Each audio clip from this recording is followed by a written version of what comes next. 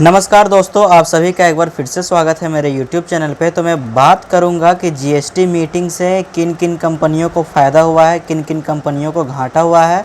यहाँ पे हम लोग सारे न्यूज़ को कवर करेंगे। उसके बाद हम लोग जानेंगे कि क्या ये सच में एक आम इंसान, एक देश का जो आम नागरिक होता है, क्या उसके लिए ये मीटिंग कोई मायने रखता है या फिर उससे इस चीज़ के बारे में कोई लेना देना नहीं है उसे। ठीक है, तो आप यहाँ पे अच्छे से इस चीज़ को पढ़ना। आधार से लगेगी फर्जी इनपुट टैक्स, क्रेडिट पर लगाम, दूध पर भी मिली राहत, कोई फ़र्क नहीं पड़ता है। आम आदमी को कोई लेना देना नहीं है इस चीज़ में।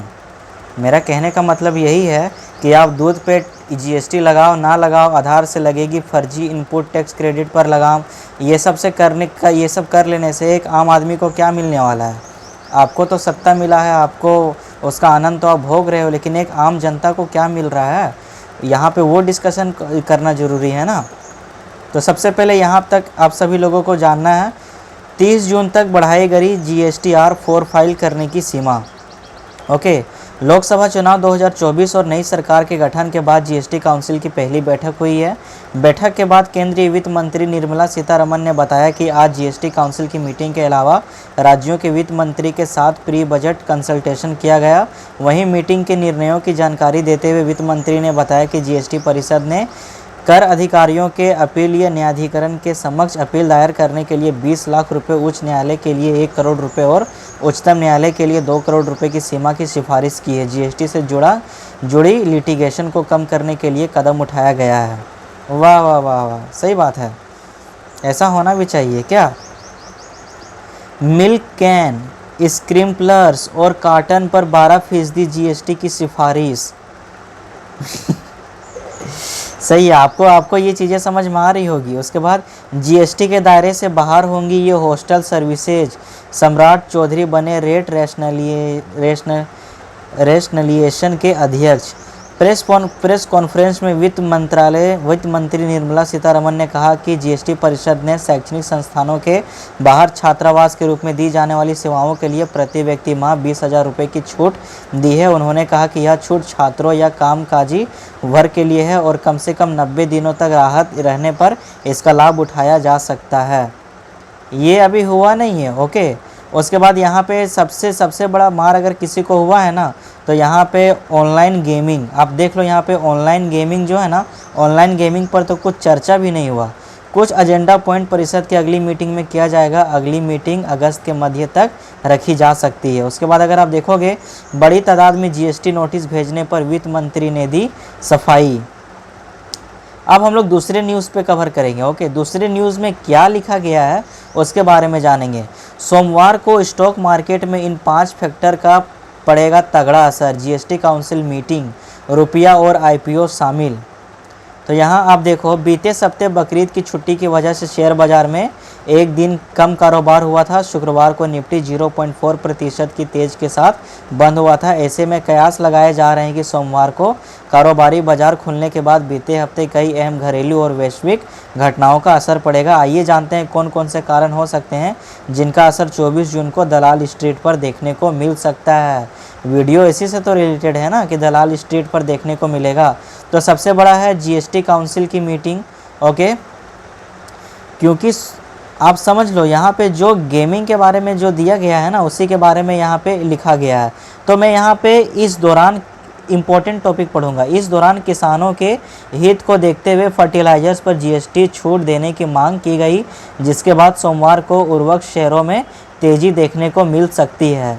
इसके अलावा ऑनलाइन गेमिंग स्टॉक भी रिएक्ट करेंगे, क्योंकि सूत्रों ने बताया कि इस मुद्दे पर जीएसटी काउंसिल मीटिंग में कोई चर्चा नहीं हुई है। मीटिंग से पहले कयास लगाए जा रहे थे, इस मुद्दे पर कोई निर्णय लिया जा सकता है। तो समझो आप, जो फर्टिलाइजर रिलेटेड स्टॉक्स हैं उनमें जीएसटी छूट दिया जाएगा।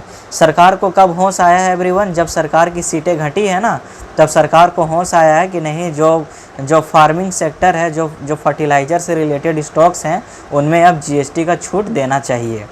तो ये अच्छा बात है, देश की सही बात है। मैं आगे कुछ बोलना नहीं चाहूँगा, नहीं तो फिर मेरे वीडियो में विवाद हो जाएगा। ओके, अब जो गेमिंग स्टॉक्स हैं, अश्नीर ग्रोवर वाले जो जितने भी बंदे हैं जो मेरे वीडियो देख रहे हैं, भाई तू क्या ऐसे क्या वैसे क्या, मुझे आज तक समझ में नहीं आया। मैं ये बिलियन का कंपनी बना दिया हूँ, ऐसे कर दिया हूँ, भाई आप बिजनेसमैन कम, आप छपरी इन्फ्लुएंसर ज़्यादा लगते हो मुझे। तो मुझे देखो, मुझे यहाँ पे मैं बोल रहा हूँ छपरी इन्फ्लुएंसर्स ज़्यादा लगते हैं, छपरी इन्फ्लुएंसर्स में सारे आते हैं, ठीक है। तो यहाँ पे अगर मैं बात करूँ ना अपनी इस वीडियो में, तो यहाँ पे आपको समझ में आएगा, क्योंकि ये मेरा हक है, मैं किसी को भी क्रिटिसाइज़ कर सकता हूँ। Being a Indian citizen I have my own rights. तो देखो मैं यहाँ पे क्या बता रहा हूँ आपको, जितने भी गेमिंग स्टॉक्स हैं, गेमिंग स्टॉक्स में तो सरकार ने अच्छा खासा बजा के रखा है, जितना कमाई नहीं है उतना जीएसटी ठोक दो, ये गेमिंग ऐप्स का पलड़ा जो है ना वो ऑटोमेटिक यहाँ पे ख़त्म हो जाएगा। अब यहाँ पे क्या है, अमेरिकी स्टॉक मार्केट, जो अमेरिका का स्टॉक मार्केट है, उस पर थोड़ा सा एक नज़र हम लोग डाल लेंगे। बीते सप्ताह के आखिरी कारोबारी दिन यानी शुक्रवार को वॉल स्ट्रीट पर प्रमुख सूचकांक दूसरे सेक्शन में कमज़ोर रहे हैं, जबकि डाउ या फिर 0.04 की तेज़ी के साथ 49,150 पर क्लोज हुआ था। S&P 500 पॉइंट या 0.16% के साथ कमज़ोर हुआ था, बंद हुआ था, ओके। और उसके बाद अगर मैं रुपया ऑल टाइम लो लेवल का इफ़ेक्ट, तो देखो जब भी क्या होता है ना, अगर रुपी जो है अगर लो पड़ता है, आप समझो रुपए में ऑल टाइम लो का इफेक्ट आना। गुरुवार को अमेरिकी डॉलर के मुकाबले भारतीय रुपए ऑल टाइम लो लेवल पर पहुंच गया था।